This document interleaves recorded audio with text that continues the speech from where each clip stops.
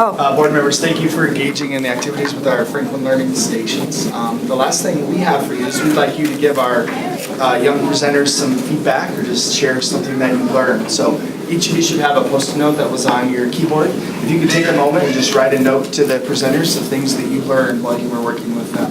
This will be your exit slip, or my exit slip actually. And then I'll come around with this, and if you'll just stick it to the poster, we'd appreciate it.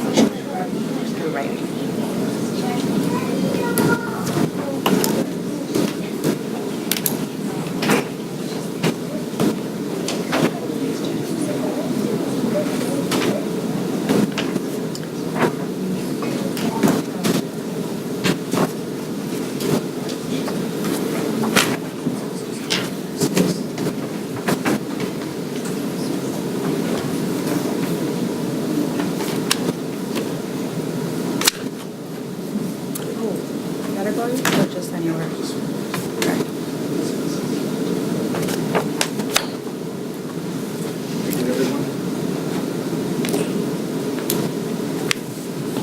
Thank you for sharing with our young presenters, and at this time I'd be glad to take any questions you might have about Franklin and our learning experiences, or just Franklin in general. Well, congratulations on a great audience here. They're so Yeah. quiet. Their attention. Yeah. And they're like that all day. I know, I bet. Lunchroom. So every couple of weeks, we rotate people through so we can get the Pledge of Allegiance again, because that was the best. awesome, hearing that from behind us. That was pretty neat, so that was good. Thanks, everybody, for coming. That was pretty Thanks for our parents for making sure the kids have the opportunity to come and join us tonight. So, Awesome. Nice. questions I can answer. Thank you for your Thank time. you. Thank you. Thank you.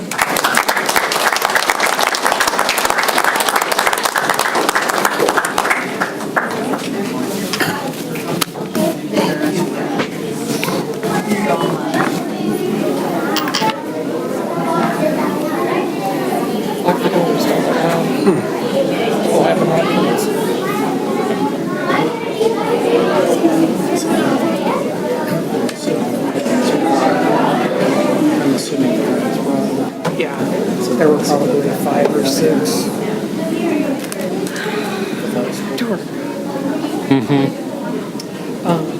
Like 6 parents with the technology that I went to, so. And I bet they picked up another kid or two. So.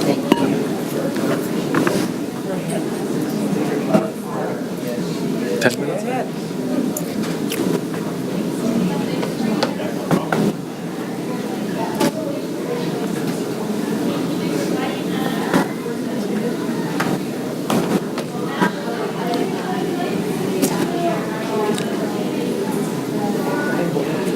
Yep. So Lori, if you'd like to come up, it's my pleasure to introduce Lori Phelan, who's the president and CEO of Iowa Jobs for America and America's Graduates, IJAG. And I've asked Lori to come and provide a brief overview of the program. As you'll recall, the setting of the public hearing for purposes of flexing carryover preschool funds is for the purpose of funding year 1 implementation, 2 FTE of IJAG instructors next year, 1 at the high school for 11th and 12th, and 1 at Miller Middle School. So, Lori, welcome.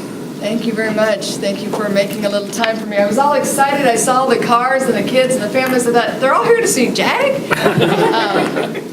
But they will be next year.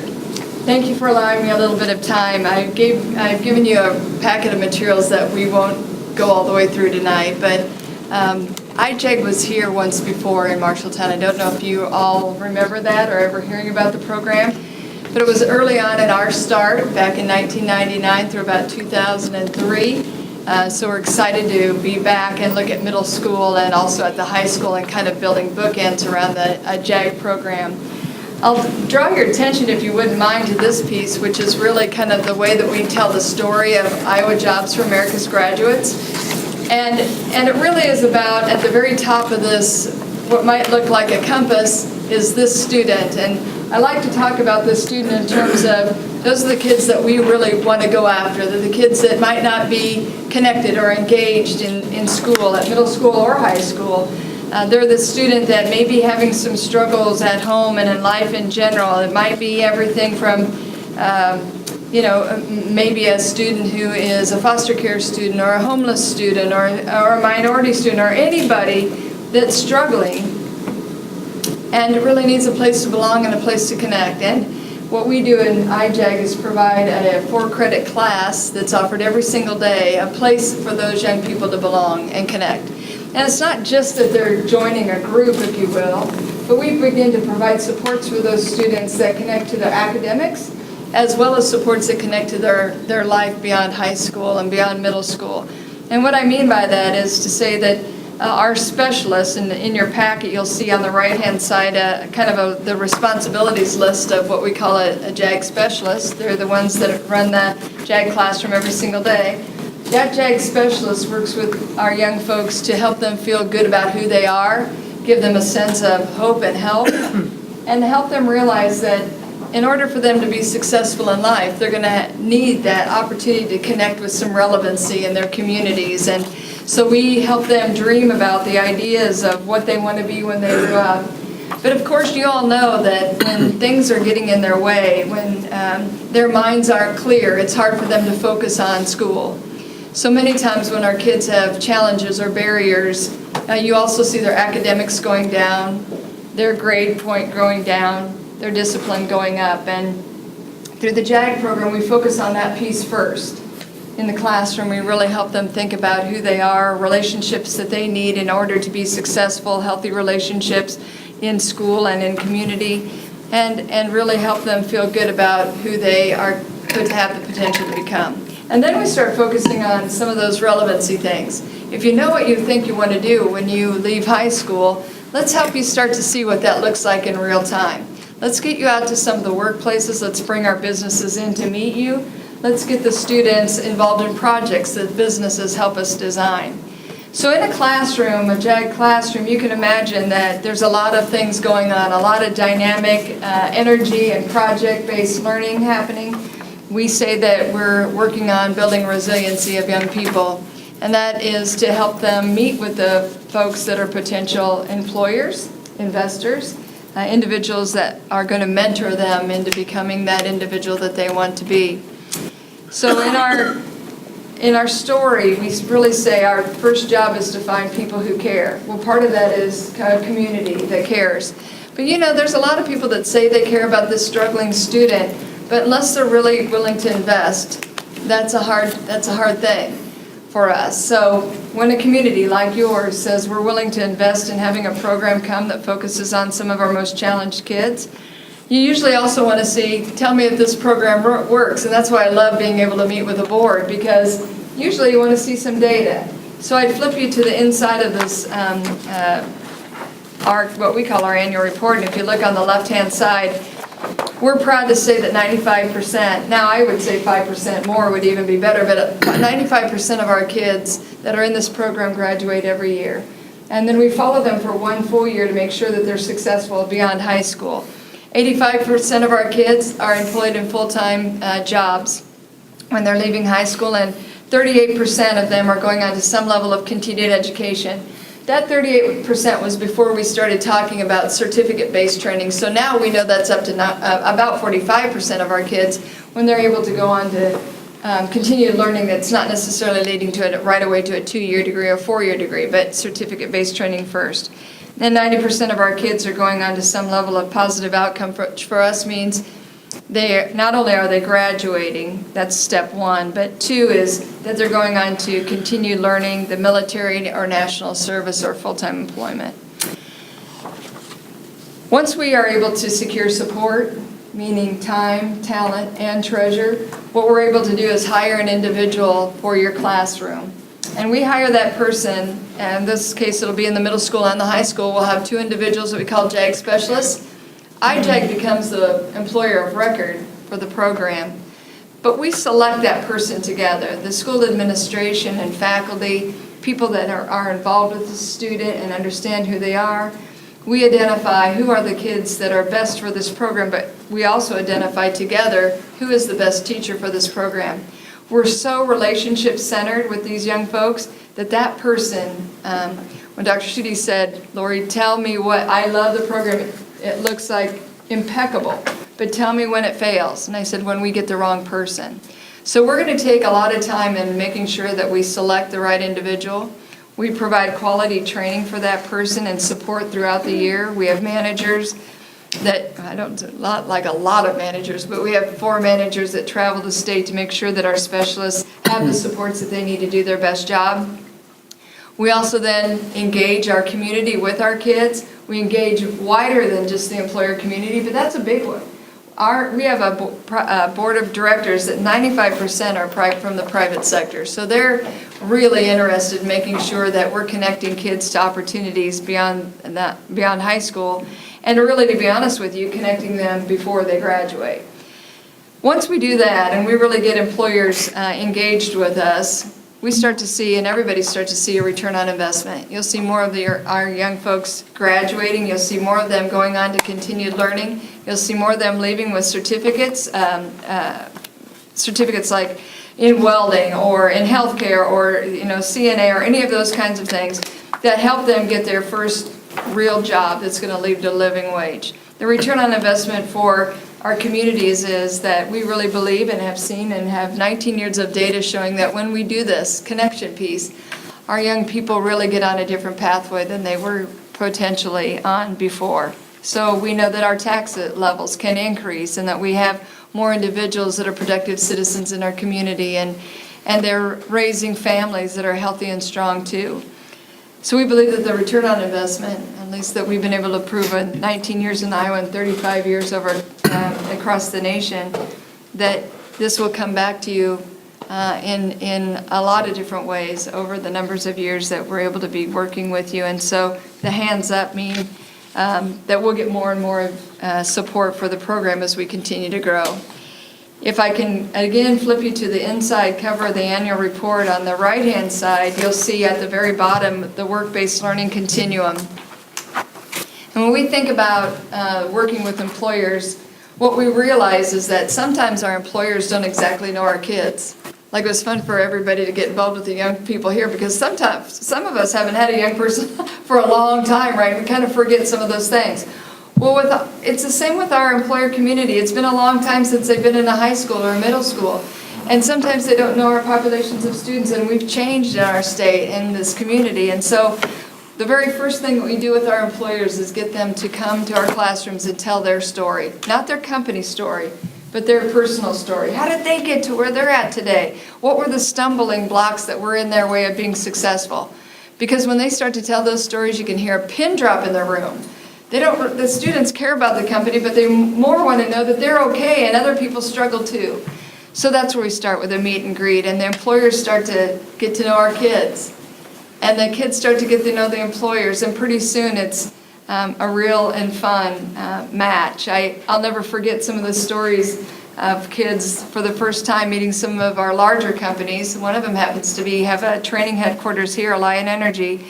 And we had a group of students meeting with them for the first time, and they came dressed in their suits and ties, and it wasn't the working force here, but it was the administrative side of Alliant, and met with our kids. And I said to the students, be careful, you guys, be nice. We want them to come back and work with us. And of course, they asked the employers right away the really tough questions, like, what kind of car do you drive? How much money do you make? And the employers are thinking, but they were going to talk about, the work that they do.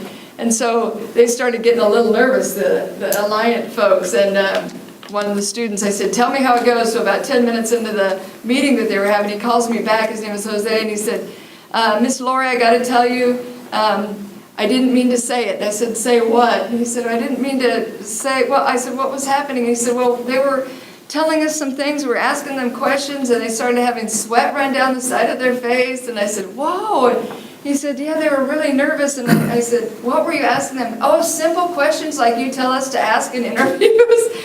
And he said, pretty soon we saw sweat underneath their armpits of their suits, and he said, that's when I had to say it. And I said, what did you say, Jose? And he said, I said to them, don't worry, man, we won't eat you. And I said, what did they do? And he said, they took off their ties. And they said, I'll paraphrase what he said, but they said, we don't know you. We don't know your lives. We didn't grow up like you. But we can learn a lot from you. And we think you can learn from us. We have good jobs and we have benefits, and we think that you'll be able to connect with us, and we want to spend time with you. Is that good? And they said, that's good. So from now on, we've got employers all across the state of Iowa doing the very same thing. It's an interesting place to start, because employers, they want to have workers now. But to say that you're going to come into our middle school classrooms and spend time with young people to get to know who they are and let them get to know you, great, but it's a different model than what they're used to. But we say that if you invest time with our kids to build relationships, then what you're going to be able to do is bring more of those kinds of things that are relevant to their worlds, and you'll know what their worlds are about. So maybe you'll change your training plan so that everybody doesn't need to have a 4-year degree to become a welder. Or maybe everybody doesn't have a 4-year degree right now. Maybe they can be learning in the process, and you pay for them to go to school versus them have a huge debt. So in this plan, in this model of relevancy and relationships, we said that if you do those things first, if you build a relationship first, bring relevancy, then you can get to rigor, because our kids are work hard and they're smart. But they got to know the connection to their real life, because they're often helping to raise their own brothers and sisters and trying to make a living and a life. So when we do that after the employer connection, we get our employers involved with our kids, academic support starts to go up, and our kids see, why do they need to have a little bit more math and higher level math? Why does college matter? And then our employers start to do amazing things like have internships and apprenticeships and limited term work experiences for our kids to touch and see and feel the work, so they're not going off to continued education without some idea about why and just a debt. Our goal, our board just passed this goal that every single one of our kids, whether they start in middle school or they're starting at the 11th and 12th grade, are going to have a work-based learning experience before they leave high school. And in our case, every single time that we've done that, our kids go into those types of jobs and that type of work. We're not going to pigeonhole kids. We're going to bring as many employers as we possibly can to the classroom from all across the state, from everything from advanced manufacturing to IT to service, everything we possibly can, to give them every opportunity to pick something that they want to do. So Lori, when you say we bring all these employers, am I understanding then that it's your company's responsibility to work with our local employers to find them to come into the schools? Yes. Is that the role you serve? Yes, Mr. Harris, that, and you have a lot of connections with employers inside the school already. There are work programs in your academies, great, and we will partner with them. So we're not, one of the great things about IJAG is that we're not a standalone, those guys and us. We are part of the culture and climate of your district. So where there are already relationships, we're going to work together on them. Eric's got some great partnerships with Alliant too, and some others. Where you don't have those, we want to bring them to the table with us. So on the back of this sheet, there are, on the back of our annual report, there's a list of employers that have been with us and companies and organizations that have been with us for a long time. They're eager to work with you as well, with us as well, and some of those are companies that you know well too. Hy-Vee is one of them, AT&T, others, of course Alliant. We were, I'm going to get their name wrong now, but Fisher had been a longtime partner with and connected to our board, and eager to stay connected in the IT areas and technology areas too. So not all alone, in partnership with your folks, but we'll do a lot of that work. We were excited about the opportunity to do bookends of a middle school and a 11th and 12th grade and work down to get the 9th and 10th grade, so you have a system of supports. You have in your packets also a map of where we're located across the state, and in school districts, you'll start to see how we have systems of supports for students. Yes, sir. So we're going to allocate, we set the public hearing to allocate $50,000 towards this program. How many students do you think you're going to be able to serve in Marshalltown with that investment by us? Yeah. In the first year, so a program costs us to have a staff person in a classroom. One staff person is $75,000. So for us, you guys are investing your portion of that, $20,000 per program, and then I think there's some extras in there for travel and stuff like that. But we say $20,000 investment directly to the IJAG organization per staff person, and we'll bring the other $55,000 to the table. In the first year, we say that it'd be best to kind of think about 35 students, maybe 40 in that first year, because we're really trying to get the program going and get connections made. But in the next year, you're going to have a waiting line. Our maximum is 50 students per teacher. It's really a smaller learning community design. But the 11th and 12th grade, we follow all of the seniors for one full year after they've graduated. So that specialist may really have the 50 that are in their class or in their program, no more than 16 about per class period, but then another 20 to 25 that they're following up after they've graduated.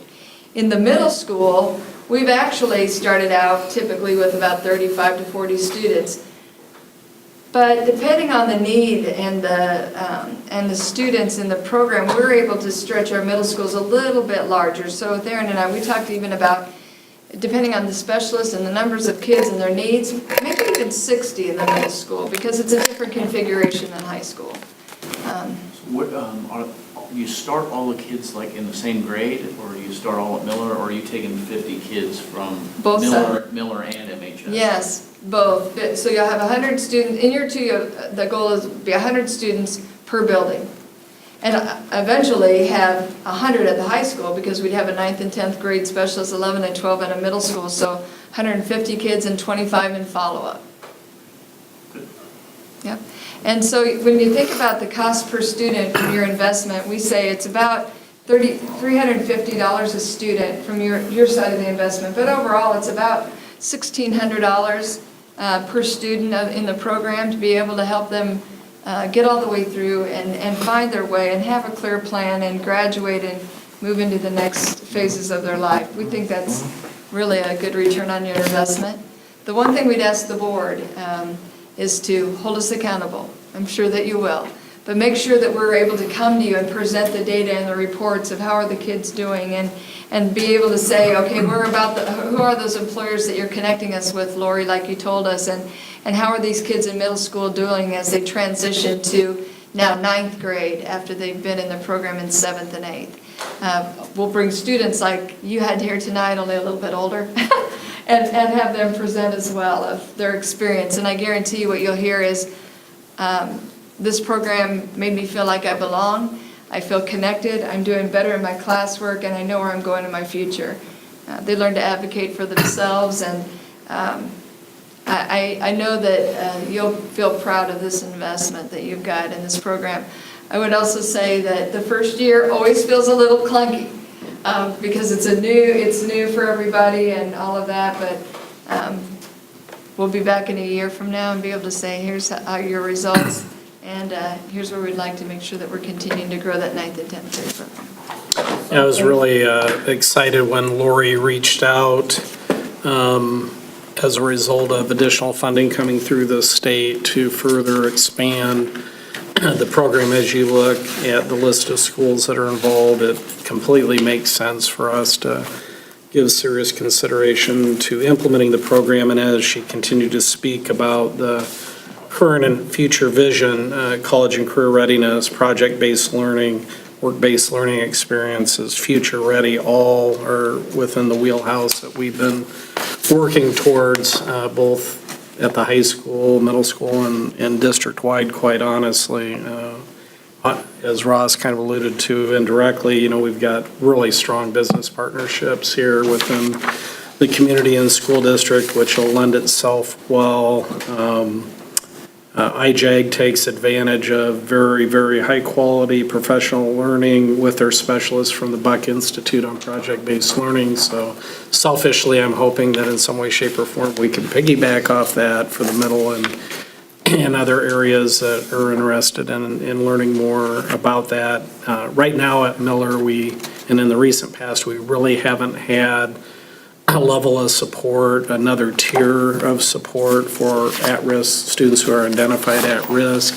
So this will provide something that they're in desperate need of, and I think it'll further enhance the tiered support that we currently have for high school level students between MLA, peer, and even with this, we're probably not able to capture all of the needs of all of the kids, that need something beyond the experience of a traditional classroom. So as Lori mentioned, depending on how things go with the program as well as with funding availability, our hopes eventually will be that we'll have a specialist for 7th and 8th grade, a specialist for 11th and 12th, which is what we're pursuing and is available to us right now, and eventually connect those two dots with 9th and 10th grade. And this is one-time carryover funding that we're proposing to use because of the lateness of the opportunity to get it off the ground, but our plan then will be to build it going forward into the plan for our at-risk dollars. Is this, You go ahead. so is this a program like if you're a 7th grader, you can potentially have 7 years in, right? Because Yes. it's a 2, Yes. 4, and the year that they can follow. Now, Yes. how are these kids selected? That's a really great question, and I want to give two answers. The first one is, yes, they could potentially be in that long, but typically what happens is that if they're in there for the middle school years and they transition, then they're still in the classroom side, because it has both a clubbish side and the classroom side. We call it a career association and classroom. That maybe in the 9th and 10th grade, they're still in the classroom side of the organization, but by 11th grade, they're feeling like everything's going okay. That's okay. They can still be connected to JAG for all of the events and projects that we do and connected to statewide competitions. But they might not need the class side. So often we're able to move them in and out as they need, but maybe something goes wrong in their life and all of a sudden they're back in that spot of, whoa, my world's falling apart. Reconnect them into the classroom side too. So that's kind of the power of having a system. Students are selected. Each one of the buildings that the program will be in will have an advisory committee, if you will, made up of some academic folks, of course the administration, the principal, and anybody else who knows this population. So if it's a school advisory that's already created, we don't have to have a new one. We ask them to identify the students that most could need this program, benefit from it, and who want to be in it, because it's voluntary participation. And we never say this is a dropout prevention program. We never talk about it in terms of an at-risk program. We always say this is a leadership development program, because we don't have many kids sign up when we say, do you want to be a part of an at-risk program? But they really get excited when you say, I was selected to be a leader? So that's kind of cool. So that's what we do. And they actually do become your leaders. You'll start to see them show up differently in your community and in your school than they had before. So they're referred, and then they're all interviewed too. So the specialists, the JAG specialists, will interview them all about the need, about the desire for them to really want to be in the program, not someone's pushing them, and what do they want to get out of it. We ask parents to sign off for participation, so it has to be everybody agreeing that this is a good fit. That was my next question, the participation or communication with the parents. Yes, and that's critical because, quite honestly, some of our families, there aren't parents, there are guardians, that's one, but the second one is some of our parents haven't had the greatest experience in education themselves, so to come back, we want them to come back and see what their kids are doing, so when they get to come and see some of these projects and things that their kids are involved in, we have an initiation ceremony, and almost like honor society. We have them come in, we invite the parents to come in and see their kids take a pledge that I want to be part of this organization. And for the first time, some of the parents are, and grandparents and siblings are in tears like, wow, we see our kid in a great light. And that's exciting because we want them all to feel proud about that. And the more that they're able to come, we believe that the more that they're able to come to the school and and find their kids finding success, they'll get a different view of the school too. Any other questions for Lori? We're looking forward to Thank you being very here. much. We hope that if this board meeting goes real successful and I get a thumbs up call from Dr. Studi at the end of it. And like I said, please invite me back and let us share. And I'll bring students and our faculty with us when we come next time. So at the next board meeting on June 4th, we'll have the MOU for board approval. Yes. And then we'll definitely want you to connect up with Anthony Spaghettis, who's our HR director, to talk about how we can work collaboratively on the identification of high-quality candidates for the positions. Yeah, we'll do that and we'll talk about the advertisement and all of that stuff. Yeah. Okay, It'll be thank you. great. We're really excited. Thank you guys for being a leader in this area. We appreciate it. Next year I'll have kids. Hold you up.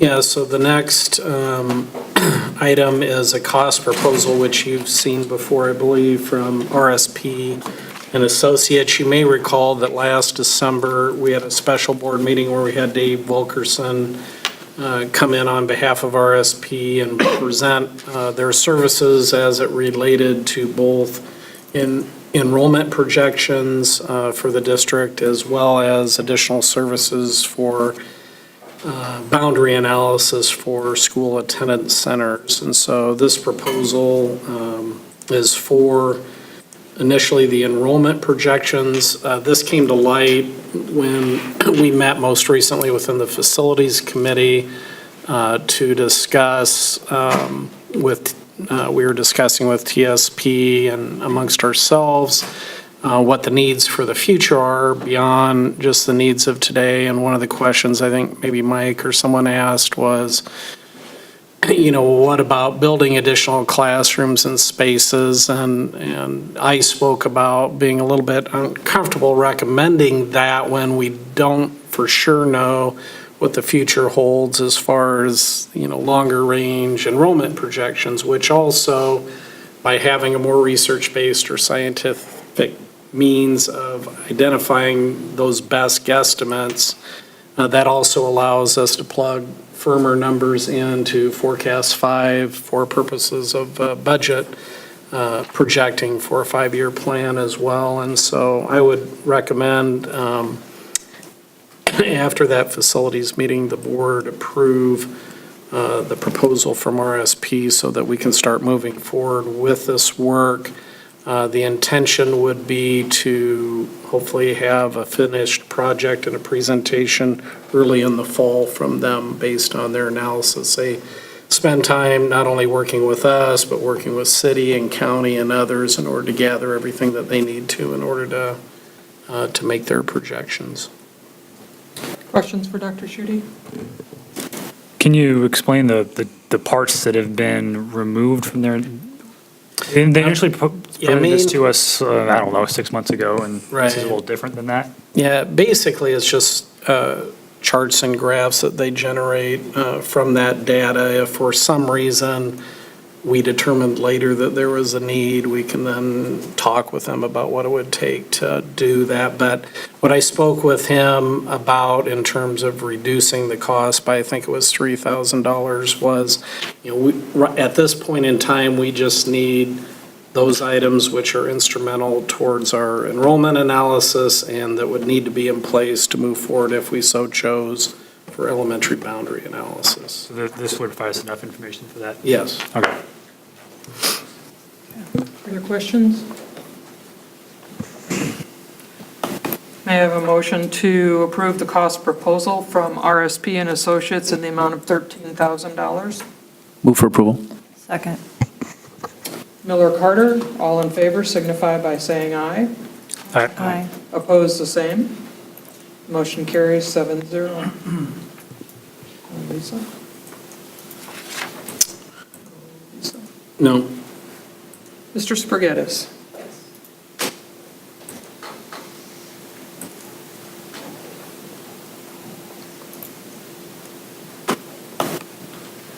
you skipping those two? We'll come back. All right, we have the meet and confer package for the secretaries. We had just a few changes for next year. We changed their family illness leave to include, or so that they can use their 5 days that they currently get for home care in addition to what they were already able to use it for. There is a new vacation schedule, and then the total package increase is 2.12%. And you'll see on the attachment that's broken down 1.05% on wages and 1.07% on FICA and IPERS. And Paulette, do you have the total dollar amount of what that? $28,801. Thank you. Questions? What we did was they had previously not gotten to earning 20 days until year 20. They have now, with this new schedule, be there in year 16, and then in the previous, or in the years earlier than that, they're adding maybe an additional day to 2 average. Other questions for either Paulette or Anthony? Could I have a motion to approve the secretary meet and confer agreement with a total package increase of 2.12? So moved. Second. Heitman Harris? All in favor signify by saying aye. Aye. Opposed, the same? Motion carries 7-0. Thank you. Thank you. Josh?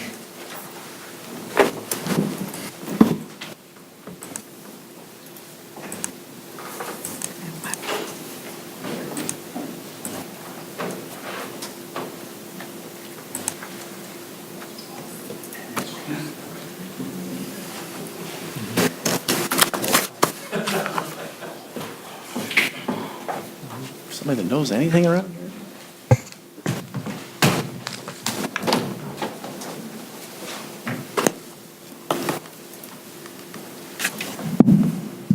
All right, good evening, everyone. First topic tonight will be to talk about the phone system upgrade and bid tally that we received on the RFP that was published on the 5th of March. So just in summary, so everybody is aware, the state of our current system, we're looking at about a 13-year-old Mitel system that is very difficult for us to support, difficult for us to get parts. It uses an older technology called Centrex that is being phased out. We've been notified multiple times by our current telephone provider, CenturyLink, that that's a technology that they're moving away from, and they're kind of just limping us along right now. Some of the goals of the RFP that was published were to allow for advanced E911 notifications, some lockdown notifications being available for phones, mobile, email, overhead paging, etc.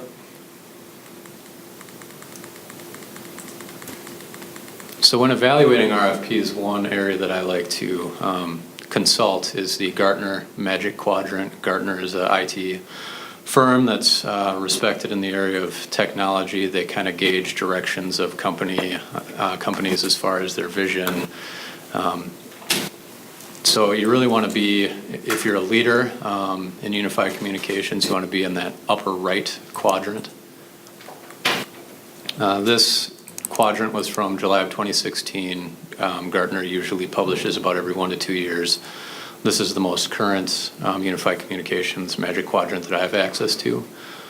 One thing to note that we'll kind of see in the bid tallies is that Mitel acquired ShoreTel in 2017. Right now you see that ShoreTel is kind of in that lower left-hand quadrant. Mitel is in the upper right-hand quadrant.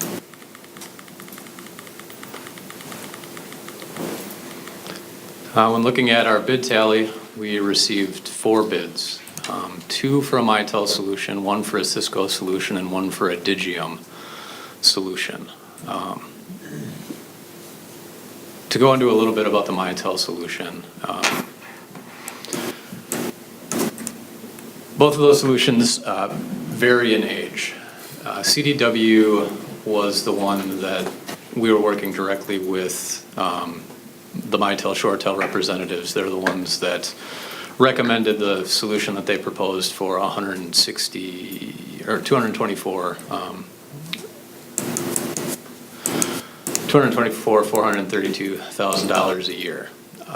The Mitel system from High Point Networks, from what has been informed to me by the Mitel ShoreTel representatives, is that is a older solution that is not going to be currently supported. However, it is still available through vendors. So when you're looking at the annual costs, you might see that High Point Networks is the lowest, but I don't feel comfortable recommending that solution due to its potential lack of support in the future.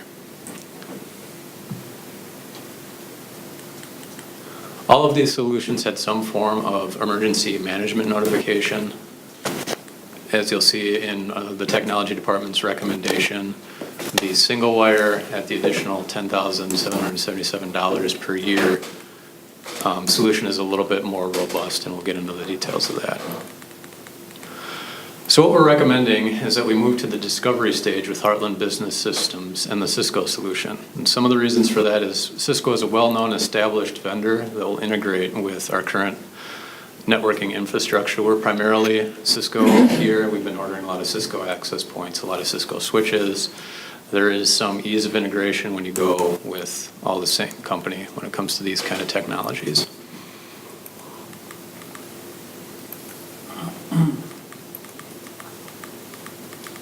Can I ask a dumb question? Sure. See if it's relevant.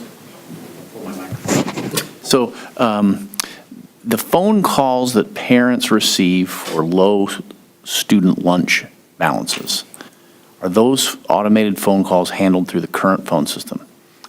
No. Okay. Will they be handled by the new phone system? They potentially could. That would be kind of a redesign of how our systems integrate. It's easy to make some of those automated phone calls through campus because it's where all the student data is.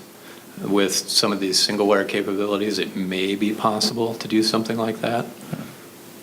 Those are real irritating calls. Have you ever listened to one? Yes. Because they repeat the message like 4 different times before it lets you hang up. So. And that's something that our current messaging system, that's the way it's designed. I know Dave Stanfield does a lot of work with that, and he receives a lot of... If this new phone system could fix it, it'd be worth the cost of it. All right, well, we'll see what we can do. Or you could pay your bills on time. You won't get a phone call. I think typically that's a product that winds up being a product of your school messaging system versus your phone system. Correct. And we have discussed in the past looking at other more friendly, parent-friendly school messaging systems in lieu of just relying on what's available through our student management system. Okay. There is an additional cost with that, but point well taken. All right.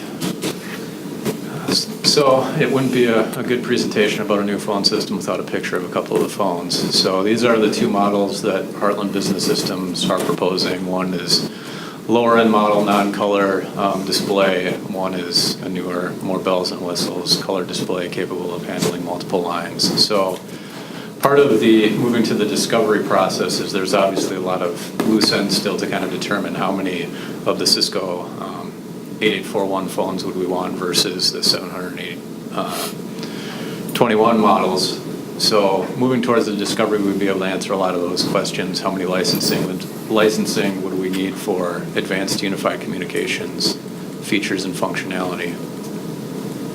Talking about the emergency management system, Informacast by single wire, what that allows us to do is kind of trigger alert messages from pretty much anything. I mean, whether it's through the Cisco phone itself, a panic button, a web console, and that can be broadcast out depending on capability of our current infrastructure. It could be displayed on a Cisco phone, a computer desktop, analog paging system. Rather than me ramble on, about what some of those functionalities and features are. There's a short 2-minute video that I'd like to play. School safety is the first priority for parents, teachers, and administrators. Informacast is software that leverages your existing Cisco phone system, overhead paging system, and other communication methods to send audio and text broadcasts. Here are some of the many ways Informacast can improve safety and efficiency in your school. There's an intruder on campus, and you need to lock down the school. Using Informacast, you can send a live or pre-recorded message from a desk phone, mobile phone, or a dedicated panic button to your entire campus. This is an emergency lockdown. Shelter in place. This is an emergency lockdown. Notifying them of the emergency and automatically locking the doors. An accident occurs in the classroom, and the teacher calls 911. Informacast detects 911 has been dialed and triggers a broadcast to the office letting them know which classroom needs help so they can direct emergency responders to the right place when they arrive. You can manage school bells for your entire district from a single, easy-to-use web interface with Informacast. When severe weather causes a 2-hour delay and you need to adjust the school bells accordingly, simply select which predefined bell schedule you would like to use and make this change with the push of a button. Everyday paging via both overhead speakers and Cisco handsets is easy with Informacast. This is an Informacast live audio broadcast. You can broadcast to a paging zone as large as your entire campus or as small as a single classroom. Administrators enjoy the ease of use of the hands-free two-way intercom using Informacast with Cisco phones or Informacast-compatible IP speakers.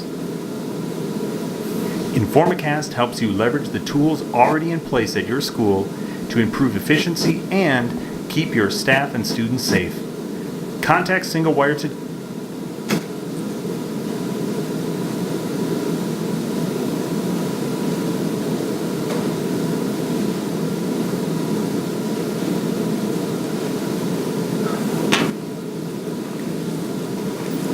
All right, so some of those features and functionality shown in that video are going to depend on the current hardware infrastructure, and that would be evaluated during the discovery process.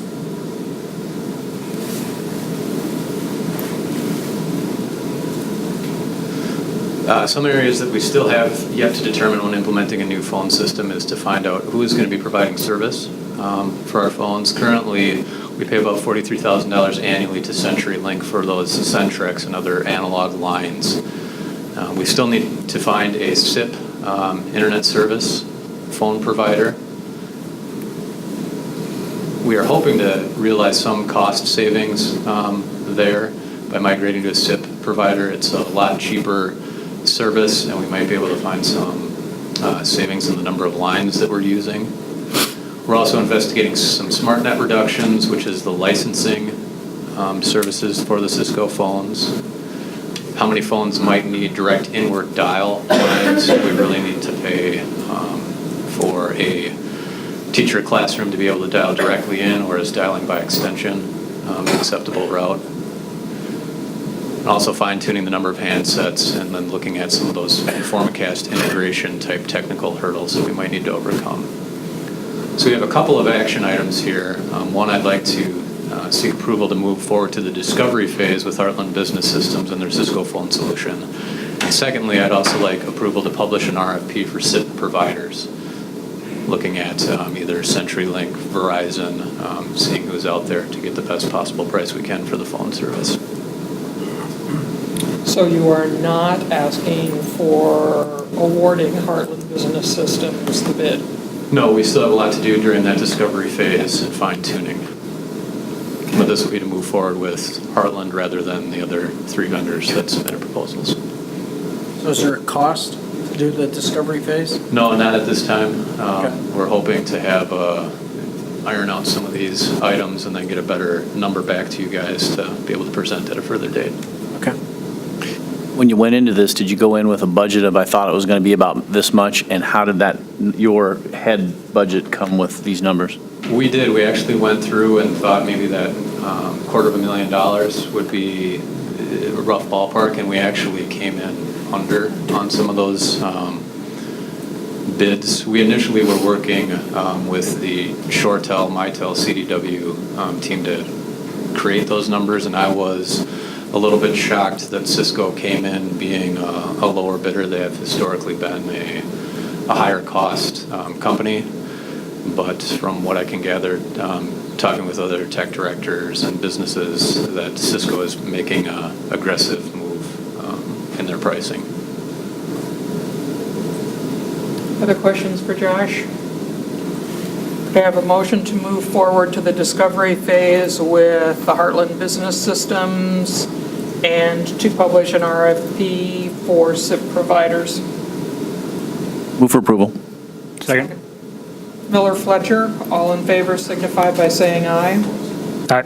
Aye. Opposed, the same. Motion carries 7-0.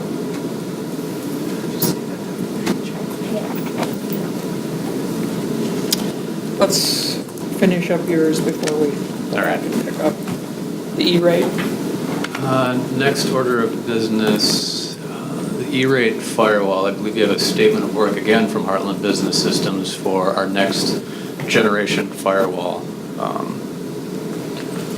So just to recap shortly, our firewall is the piece of hardware that sits between us and the internet. It's critical for us to obtain the 5 gigabits per second speeds that the new Mediacom internet service will be providing. So for funding year 2017, we filed for a next generation firewall, and that was initially not approved by USAC. Ben, you asked me a question, well, is that something we need to be concerned about? And I said, well, yes, it is kind of something we need to be concerned about. What actually happened with that approval, we ended up filing an appeal. Eventually, USAC did approve our funding for that funding year 2017 firewall in March. Well, why is that not the funding we're using? Well, that was over a year later. It took a very long time to get that approval, and quotes were no longer valid. We had also filed for a 2018 funding year firewall. So, again, this review process of the current 2018 funding year firewall is still under review. It hasn't been denied. I don't believe it will be denied again this year, but we need that in sooner rather than later. July 1st, the new internet service provider is going to be coming in here. At that time, having that firewall is going to be critical for achieving those 5 gigabits per second speeds. So what I'm proposing to do is file what's known as a billed entity application reimbursement form, which is through USAC, and basically what happens is the school district will front the funds for that firewall, and then we will be reimbursed for that 80% back once USAC approves those funds. What's the likelihood that you won't approve it? I'd say it's pretty rare. They approved last year after jumping through a bunch of hoops. I believe they'll approve it again. I guess 75%, but I really don't have any facts to back that up with, that they would approve it. If they don't approve it, there's money in the current technology budget that I plan on using for this purchase as well. So we would be able to fund it. And we've already bought the internet, and so Right. either you're going to get the firewall or you're going to have a whole bunch of internet that you can't use. Exactly. And where does that internet come into? Like, where's the entry point into the school district? Here in this building, up at the high school? It's at the high school. Okay, so this firewall will be at the high school? At the high school, And yep. then how do you distribute 5 gigabits of internet to all of the schools? Through our leased fiber connection through Have Windstream. you had to up the capacity of those so that, somebody on the other side of town isn't getting We have slow speeds? a gig per second. That's something that Mark, our network security specialist here, we've kind of discussed, and we haven't seen those pipes being overutilized. It's the main internet. So we have a gig through all the buildings, and then we have a gig going out to the internet. The internet going, or the internet speeds going out of the high school is where the bottleneck currently sits. So the fastest that somebody at Franklin could ever be is a gig. Yeah, and that would be Oakland or Woodbury or. That would be really difficult for, someone to kind of max out at a gig. I mean, there's multiple simultaneous connections going over that pipe, and we don't ever come. I mean, we got Mark back there. Do you know off the top of your head, Mark, what our... Miller is the one that gets the most use, and that sits at about half that capacity. So it's using, right now, it's only using 50% of it at peak times.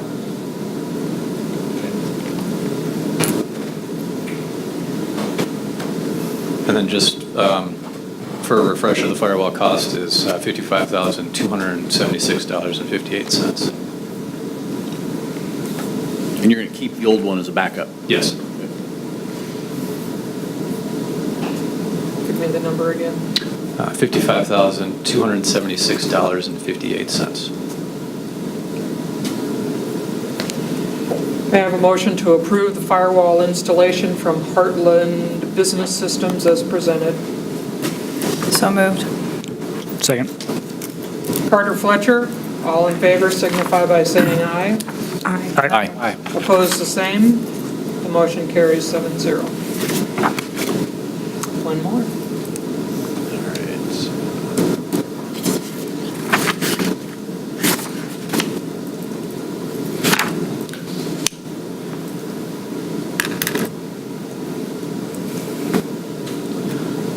So the final topic of discussion is for what's known as Destiny Resource Manager. Currently, we're in need of a software package that can better manage our technology resources. Right now, we're operating on Excel spreadsheets that aren't necessarily the most effective form of tracking those type of resources. The technology department has been working with the teacher librarians to evaluate Destiny Resource Manager, which integrates with our currently library management system by Follett. The results of that test period have been very positive. Some of the benefits of Resource Manager allows us to manage those technology inventories, track them, assign value, knowing what funding source purchased those items, make some informed decisions about what our current inventory is at MCSD in regards to technology resources. Hopefully reduce loss by having a better asset management system. The cost of the solution is about $16,000 for the first year. There's some charges there for data migration. After the first year, Resource Manager would cost Marshalltown Community School District approximately $7,000. This quote that has been presented in front of you includes Destiny Resource Manager as well as our current library manager. In years past, we paid approximately $6,500 for library manager to be hosted locally here at the high school on our servers for the difference of, what is that, $500. Moving it into the cloud and getting those resources freed up on our servers, I believe, is a really valuable investment. So what I'm requesting the purchase is, or requesting approval for, is for the purchase of Destiny Resource Manager and the hosted library management software from Follett in the amount of $24,955. Questions for Josh? What kind of resources is this managing? It would manage our computers, our Chromebooks, our document cameras, teacher workstations, projectors, just from the technology aspect.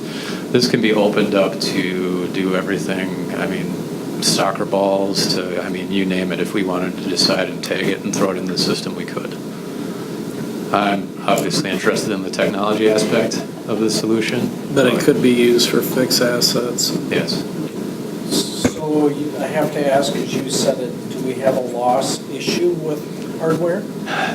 I wouldn't say so much of the loss issue, but it's difficult for me to create more broad technology replacement plans. What my goal is to create something similar for teacher desktops, projectors, document cameras that we have for the Chromebooks. You know, okay, this building is going to get their technology replaced this year without knowing or having a very accurate inventory. That's certainly a difficult process. So hopefully this is step one in building that plan. So you're talking about managing the assets through a periodic replacement program versus hey, where'd that projector go? I don't know, I can't find it. It's not necessarily an I can't find that. It's, hey, that projector's 14 years old and it's been eating bulbs like nobody's business. We should probably... Two different Yeah, things. it's not a loss. I'm not worried about things. I think we have a good handle on making sure things aren't leaving the building. So does it save time, or is there some sort of cost savings there that sort of offsets the recurring costs? So Amy, my administrative assistant, I asked her to pull numbers on funding sources and of computers, projectors, document cameras, and it took her a good month of sifting through various funding source POs and different spreadsheets to get a quasi-accurate report back to me. So being able to have the ability to go into this system and say, hey, how many Chromebooks are at Franklin at a moment's notice, I think that's pretty valuable. And it will still also include all of the library management? Correct, yes. The more traditional book type management is through the library management system. Right. The resource is an added feature and functionality. Many UEN districts that I consulted with that have one-to-one initiatives use Resource Manager primarily to inventory their one-to-one. As you can imagine, when you have thousands of these Chromebooks being associated with a student, it's keeping track of that on a spreadsheet isn't the most accurate or easy thing to do. So, other questions? May I have a motion to approve the purchase of Destiny Resource Manager and Library Manager software in the amount of $24,955? So moved. Second. Fletcher, Miller, all in favor, signify by saying aye. Aye. Opposed, the same. Motion carried, 7-0. thank you.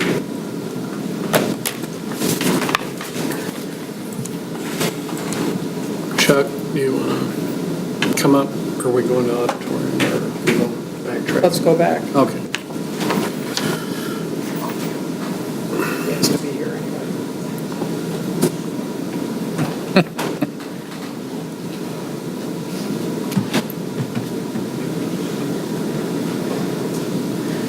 Good evening.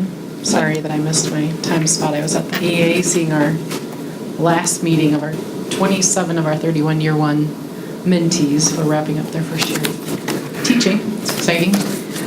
So tonight there's two items in front of you. We'll start with the first, 4.04, which is a request for your approval for the budget for the science materials for K-6. That was presented to you 2 weeks ago by Erica Fenders and I in the amount of $50,490. And this comes from your budget. Correct. Curricular budget. Mm-hmm. Questions for Lisa? May I have a motion to approve the K-6 science curriculum in the amount of $50,490? So moved. Carter Hernandez, all in favor signify by saying aye. Aye. Opposed, the same. Motion carries 7-0. And the second item is 4.05, which was also a presentation you heard 2 weeks ago from Pam Brewer-Michael and myself regarding our partial adoption of 712 social studies and the $130,341.37 is the amount needed to purchase classroom sets of books for 7th grade social studies, 8th grade social studies, 9th grade world history, 9th grade honors world history, government, which is a required course for our high school students, dual credit government, and our psychology elective And then there's professional development that accompanies those materials also. Questions for Lisa? May I have a motion to approve the 712 social studies curriculum in the amount of $130,341.37. So moved. Second. Harris Heitman, all in favor signify by saying aye. Aye. Opposed, the same. Motion carries 7-0. Thank you.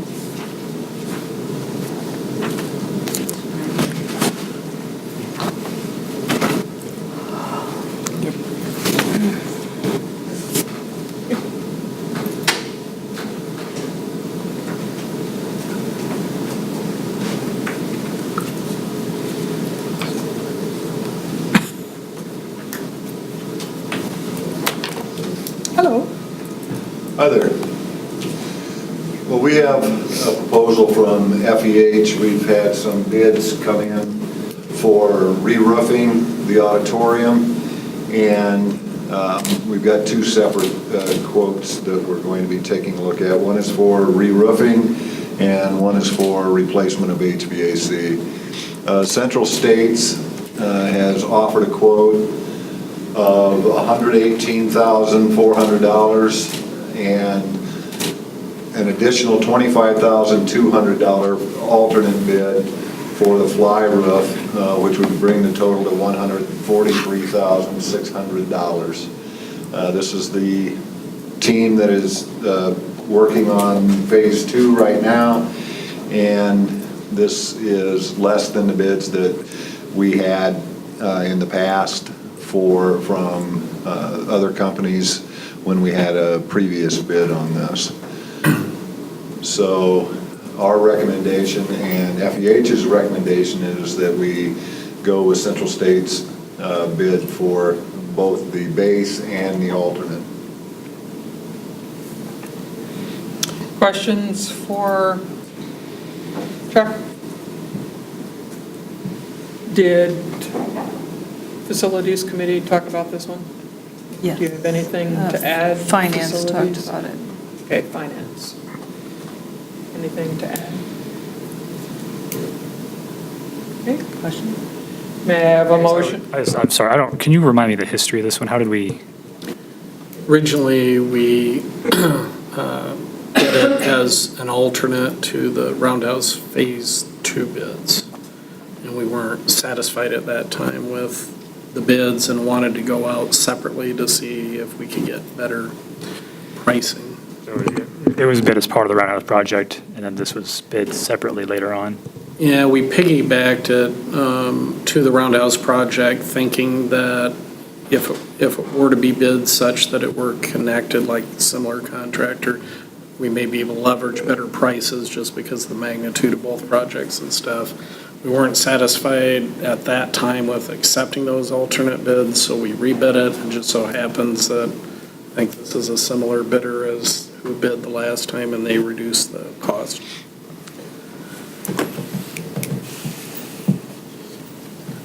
Other questions?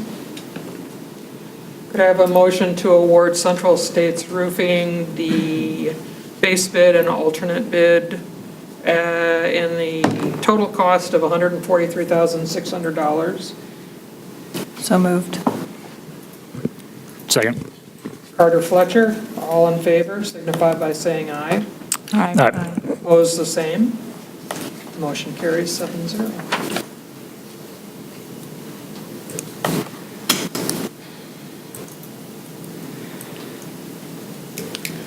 The next item I want to talk about was the auditorium HVAC, our rooftop heating, ventilation, and air conditioning system. We have two separate systems. We have one that is on the west, and it is the smaller one. And this is back of house, the stage area. And this quoted is in the amount of $89,160. The larger unit on the east provides HVAC to the seating and lobby area. And this was what was initially identified for replacement, and the quote for this is $97,440. It is our recommendation plus a recommendation of FEH that we do both units, replace both units. This, a lot of times, it makes very good economic sense to replace the HVAC when you are, I'm sorry, to replace the roof when you're doing the HVAC and vice versa. And by putting these two units together, we're going to gain some economies. And it would, I don't think it would be a good idea to just go one or the other. If we're going to have back of house and also the lobby areas, I think this would make a lot of sense. Correct me if I'm wrong, but at the time that we originally bid this, there were grave concerns about at least one of the two units. Since then, we have had a failure of a unit, have we not? We have, yes. We had grave concerns about the lobby area, and since that time, we've had a failure on the back of house and the stage area. So timing-wise, Chuck, is same as the roof? Yes. Okay, and then since we're replacing with more efficient HVAC units, is there any kind of rebate we can apply for from Alliant?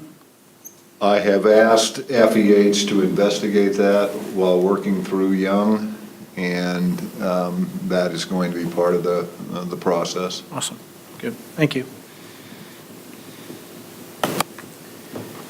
I think that kind of goes for the whole project too, the Phase 2 project as well. That is correct. Just tie it all together? But having FEH responsible for taking a look and working with our partners, with Alliant and whoever, to gauge any possible rebates. On both of these projects, I mean, we're talking about just under $400,000 of work between these two projects, and there was only one bidder on both of the projects. And the letter said, oh, well, we went and tried to get more bids, but only one bid. And so, it seems like pretty good work. I mean, you know, it's big 6-figure work. You'd think that there would be more than one person that would be interested in that work. And so it leads me to question, how rigorous were they about trying to get more than one bid? And I question that from two perspectives, Chuck. One, from a price competitiveness perspective, and two, because the use of local contractors. The use of local contractors, I think, Theron, is particularly important now that we want to do things like IJAG, and we're allocating $50,000 to that, and then we're going to ask these local companies to step up and help our students in work-related internships, and yet we're awarding these contracts to out-of-town companies. And so I think it's imperative that we do everything we can and then some to try and steer this tax money to the people who are actually paying the taxes. So maybe you can expound on that a little bit. I couldn't agree more. The same letter went out to all of the potential bidders. A lot of the potential bidders are extremely busy right now, and which is a good thing. But we did, in all honesty, we got one bid back for the roofing, one bid back for the HVAC. It's too bad. Didn't we have a bid on this job a year ago, before we started the Roundhouse project? When we look at that? For the HVAC, yes. Yeah, and do you know what that bid was? I do not. But I do recall that there was a bidding process. I was somewhat surprised, but I'm glad that people are busy. Yeah, We it's have busy. I've heard that from a lot of contractors recently. And that was a response I got from Kevin, that was a response that he was receiving, or his people were receiving, when they were reaching out or letting people know that we were going back out on this. Because I asked the same question around, why Or we only receiving one? We received, I think, 3 or something like that the last time. And the total cost of the project, I remember when we went through first time, people budgeted at 400 or slightly above, and now we're at 400 or slightly below. So the overall is in line with what was the last time we went through. So I was thinking it was. It'd be nice to be able to award that to somebody local.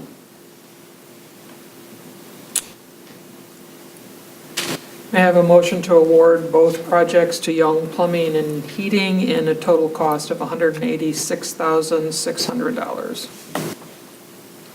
So moved. Second. Carter Harris? All in favor signify by saying aye.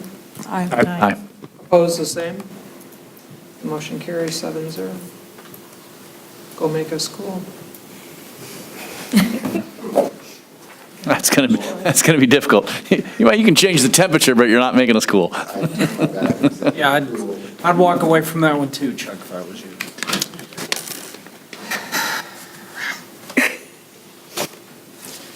And now for our favorite time during the board meeting.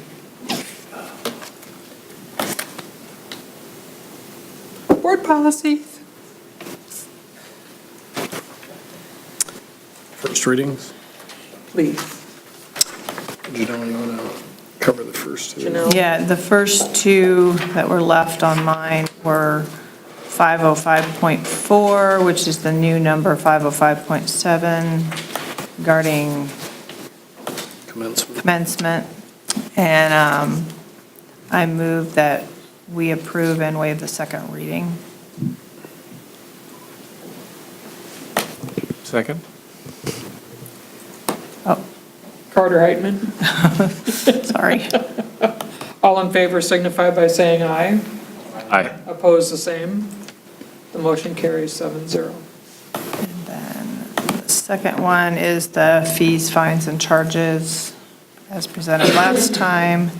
And I would also move that we approve and waive the second reading. Second? Carter Heitman, all in favor signify by saying aye. Aye. Opposed, the same. Motion carries 7-0. The next policy is student fee waiver and reduction procedure. We combined, part of it was formerly 505.7, it's now 503.3R. We combined 505.7 with 505.7R in order to create this regulation and to align with IASB's.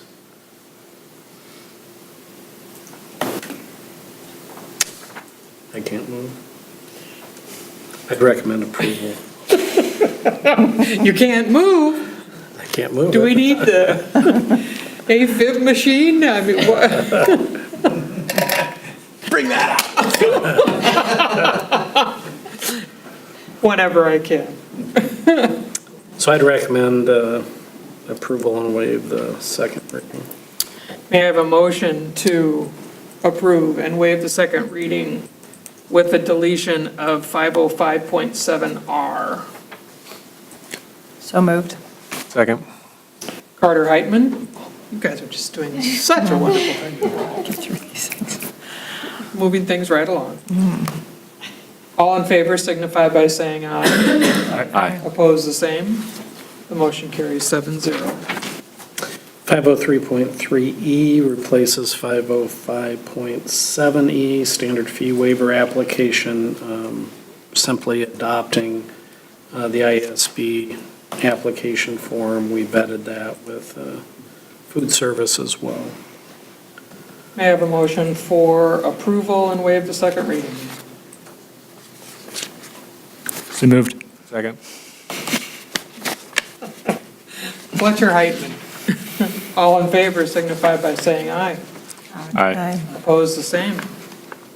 Motion carries 7-0. Both 504.5 student fundraising and 704.6 online fundraising campaigns crowdfunding were new policies. we made a slight adjustment from the last time you saw 504.5. You might recall there was a little bit of contradictory language in there, so we just eliminated a line. So I think the intention here would be, do you wish for this to come back for a second reading or to be moved to be approved without a second reading? It's up to y'all. Are you talking just 504? Both of them are new policies for us. So the 704.6 says, money or items raised by an online fundraising campaign will be the property of the district only upon acceptance by the board. So does that mean once they raise the money, they has to come in front of the board for approval of money that was already raised? I'm just a little unsure of what's being asked there. Well,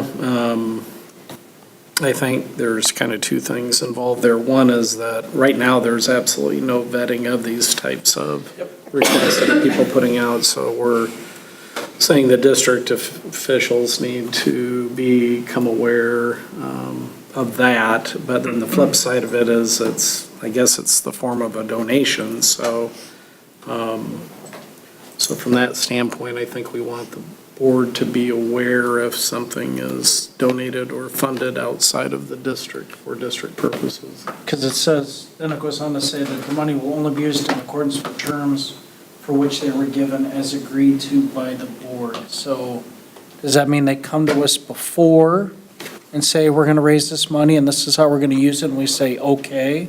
Or they go raise the money, then they come to us and say, we raised the money, this is how we want to use it, and we have to say, okay, because what if they've raised the money and they say, this is how we want to use it, and we say, yeah, we're not comfortable with that. Now we have money that was raised. Just give it to the board. That's how you think, because we're all still waiting for that first paycheck. But, so I'm just trying to understand the way it's worded versus what's expected of us or a board down the road.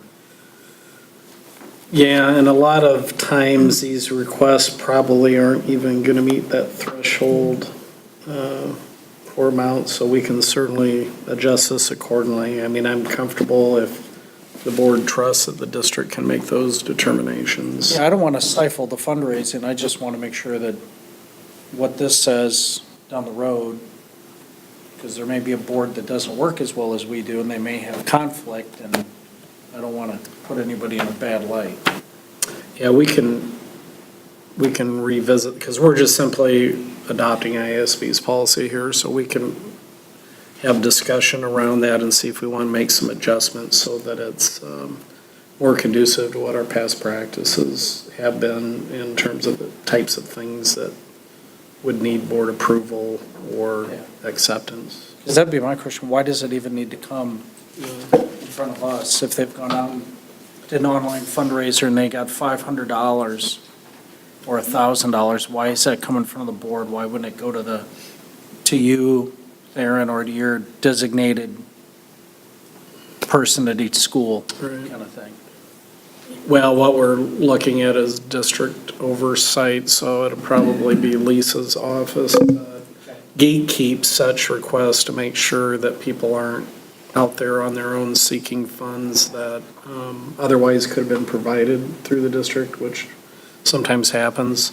We'll need to take a look at that policy in terms of, the threshold for bringing contributions or donations forward, since this, part of the purpose of that is to publicly recognize those that are contributing to the district, which I don't know in all cases we'd have the ability to even identify who that would be here. So we'll take a look at it and bring it back. Okay, thanks. So are you bringing both 504.5 and 704.6 back? No, I would say You that wanna- 504.5 should be good to go, I believe. Can I have a motion to approve student fundraising and waive the second reading? So moved. Second. Harris, Heitman, all in favor, signify by saying aye. Aye. Opposed, the same. The motion carries 7-0. And 704.6 will come back.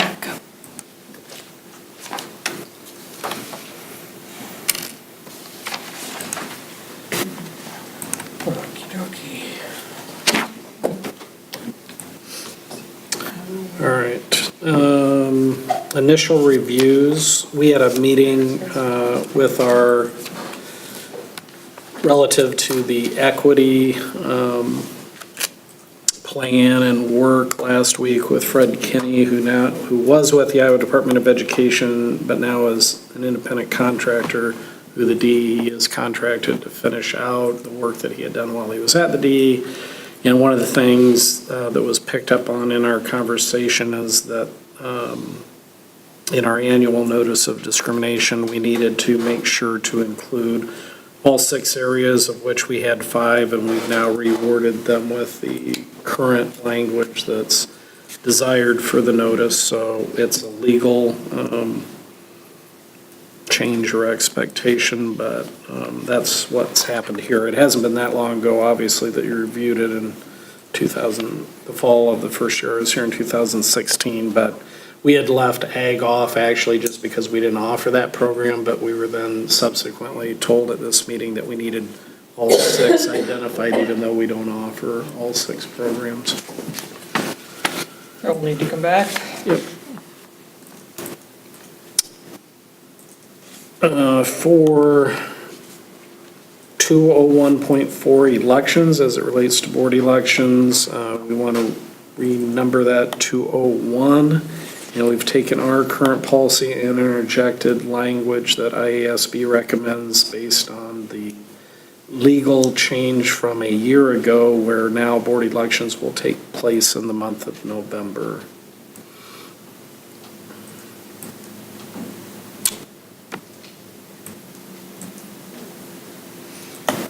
Need to come back.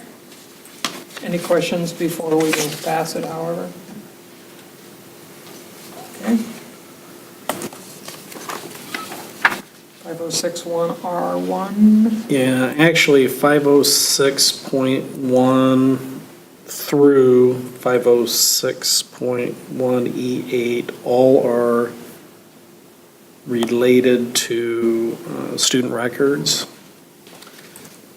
and students' records access. We had 506.1, but we had none of the connecting regulations.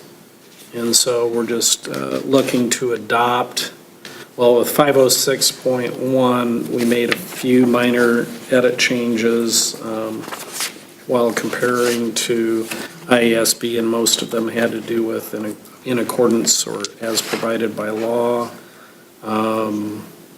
We also made a change in the number of years based on the law that the records needed to be retained. Our policy said 3 and it's 5. It also made reference to backing up the records electronically.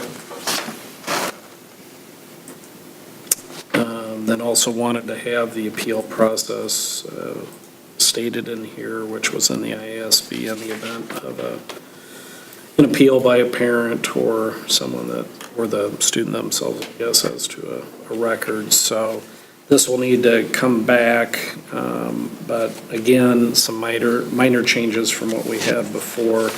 The other exhibits, which are all kinds of different documents on notification or requests and that sort of thing, we didn't have any of that. And so we're recommending that we adopt all of that. And you said there was a 506.1E8. Yeah.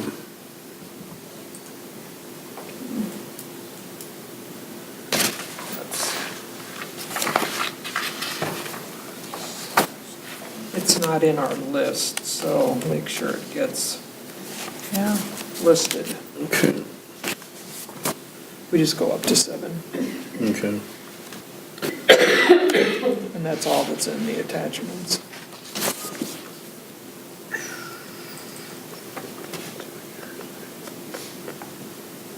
Okay. We'll bring back the others at the next meeting then, Yeah. that she had here.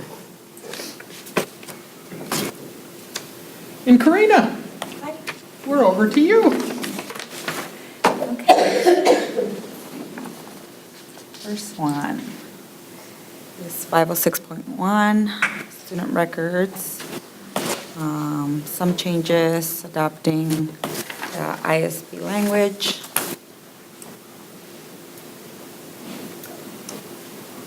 I don't know, move to, Yeah, and I kind of covered that one for you, Karina. I do that. So it's one of them coming back. Yeah. Yep.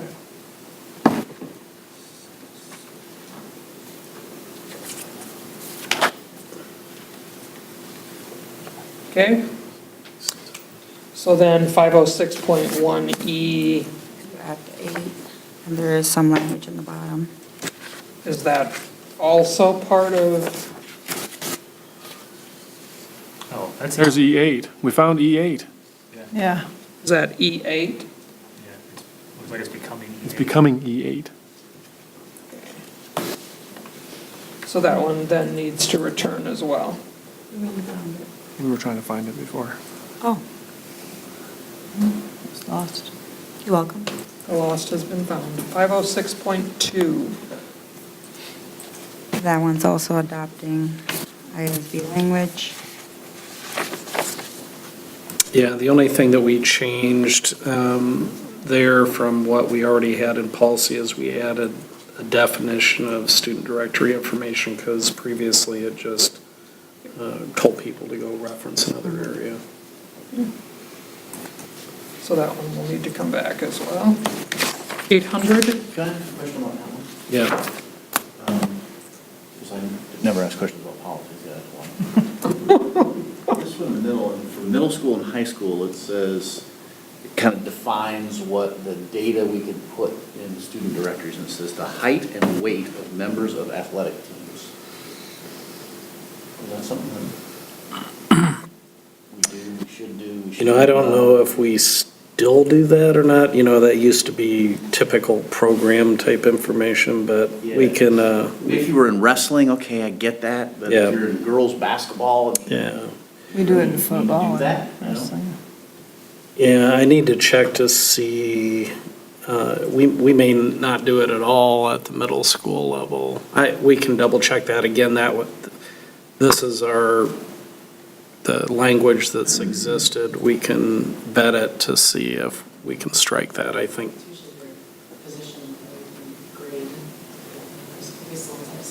Yeah. Not height and weight. Yeah, I mean, like. Jersey number and. Yeah. I mean, maybe height, right? Football player. I think the football. Football brochure does. Has height and weight, Yeah, football has. but I don't think basketball does. Yeah, well, it's coming back, so okay, Yeah. good you point. can check it out. Now 800. 800, changing the name, so I don't know, marked as What's the review. title? Mark it as review.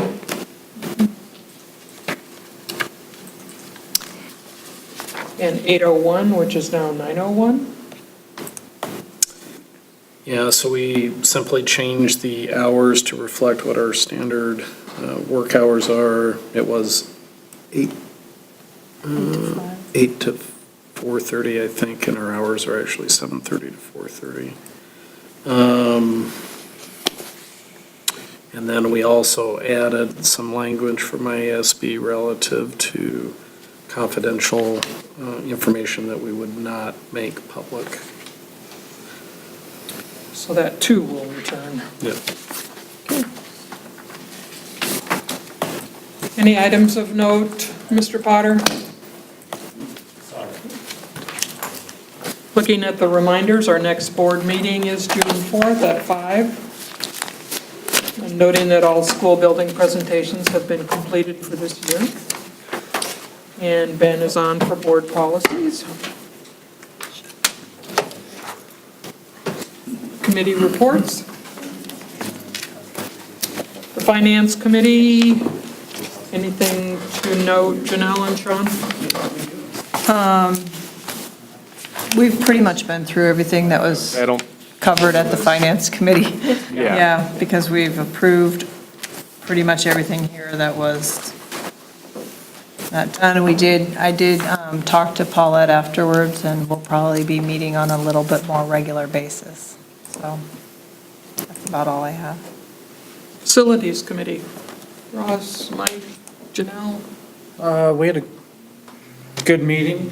with Theron and the architect firms, looking at the lists of all the schools and wish lists, and I think we got some good direction out of that, of which one was, we acted on tonight, which was the survey, and getting more information on student population and where we think it's going, so we can start building a long-term facilities plan. So I think all in all, I think we got some good direction out of it and be able to take the next step forward. Yeah, I think it was really important for us to meet in order to make sure that TSP knew exactly what the board desires in terms of, in return So was it a for their, long meeting for their with purposes. TSP? There's, lot of detail. yeah, so. Like down. Have you forgotten how detailed Like he which can kind get? of doorknobs we wanted Yeah. on the doors, and those are decisions I didn't want to. I think we have a better understanding going forward. Yes. B. We sorted all that out. Okay. Labor management, paras. Anthony. Yes, we just kind of did a few short updates from our previous meeting. We talked about the calendar, talked about their job descriptions being complete. We set a schedule, set a frequency of meetings for next year. So we're going to meet bi-monthly next year rather than every month, how we've been meeting for the second half of this year or so. And other miscellaneous items. And labor management, buildings and grounds, Chuck. We talked about summer projects, where we were with some of the progress so far, the 37 summer projects that we have identified. We also talked about summer student help, and not just student help, it's other help, and we are fundamentally full. So I'm very pleased about that. Full complement. We've got a lot of projects we're going to be working on. And I'm sorry Anthony missed the meeting because we had a custodian bring a sheet for us to approve.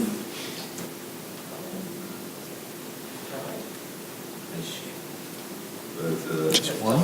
Safety shoes. footwear, just comfortable footwear, which was totally appropriate. Being on with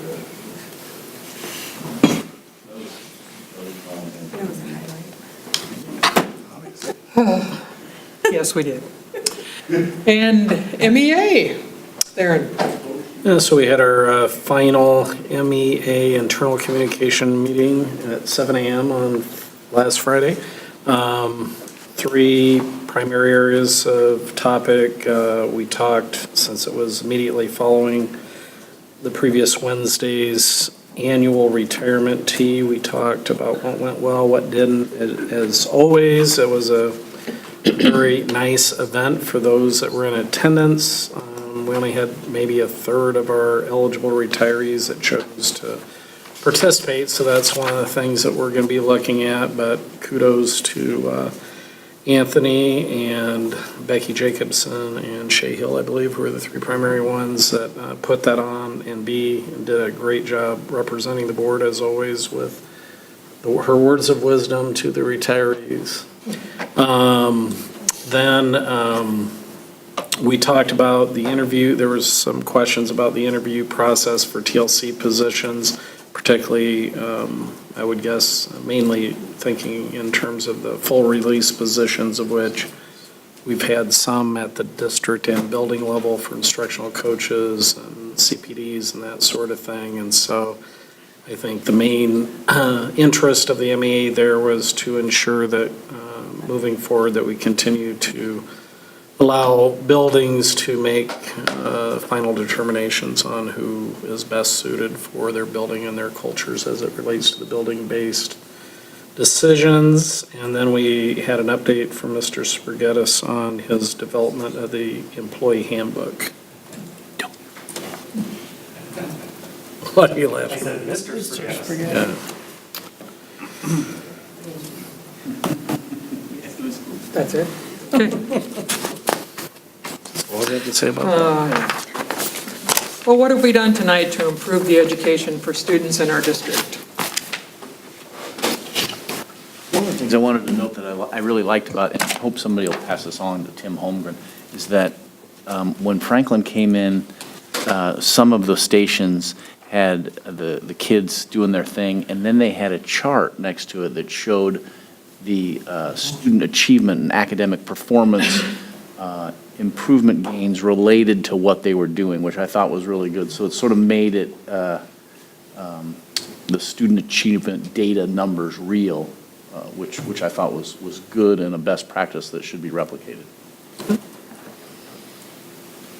I think we approved about $400,000 in facility upgrade, people investment, resource investment tonight. So, Just like we had it. as if we had it. And curriculum. Yeah, and actually, the Auditorium Foundation Group has committed significant funding as well to improvements in that facility, but they're waiting till we get the roof and the HVAC system done before they make some of those improvements, because they don't want to put new carpet in before, for example, the roof gets fixed and stuff. So. Before we take the buckets out. Yeah. Pretty buckets. I think amongst those approvals, there's some significant things that are going to help us move forward with better communications, like with the phone system, improvements to our infrastructure, for technology approval, and moving more towards high-quality digital systems to track and monitor assets and things like that. So there'll be a lot of significant things moving forward as a result of the actions that took place today. The phone system, for example, is something, as B probably knows, has been on the radar of the district for a long, long, long time, and it was Jeff Weinberg's number one thing when he left that was left unfinished, I think, at that time. Yeah. And I think it needs to be said that you and your staff do an incredible job answering our emails after Thursday when we see the board report, to answering questions that save us from asking the questions here and having another hour of board meetings. So I, for one, very much appreciate all you guys answering the questions that may seem like here comes another one, but you always respond and help us better understand. So thank you. Yeah, I think it's a work in progress, and, ideally, since we do the news and notes preceding the meeting, we try to capture as many of those things proactively as we can, anticipate, the information that you want to know, and still keep it fairly concise, but we certainly much prefer to have the questions up front so that we can research if we need to, or get back to you right away and answer those questions. So the one thing I would probably note following Ross's comment is that the safety aspect of the phone system, I think, is notable, because there'll now be ways to communicate from the classroom better than before. So.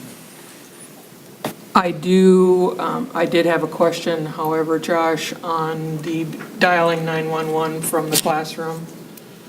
Let's make sure that there's a code that teachers need to put in before 911, because in an elementary classroom, the teacher very often is not near the telephone where anyone could dial 911. I'm any classroom, but I have some experience at the elementary level. Just hopefully it's not the teacher. Yeah, we position adults next to the fire alarms and dismissal. So, anyway, just to know. My quote comes from Amy Larson, a spiritualist and a blogger. And if you research her online, she has become known as Amy Jalapeno. And if you read up on that, you'll understand why. With the end of the year drawing very near, and our next meeting being in June, after graduation and after the end, so to speak. Her quote has to do with endings, and she says, "All endings are a chance to rest, to breathe, to reflect on the conclusion of a journey in preparation for a new one." And we hope all of our teachers have that opportunity over the summer months to end one year before a new one starts. Let's take a 5-minute break before we move into closed session, please.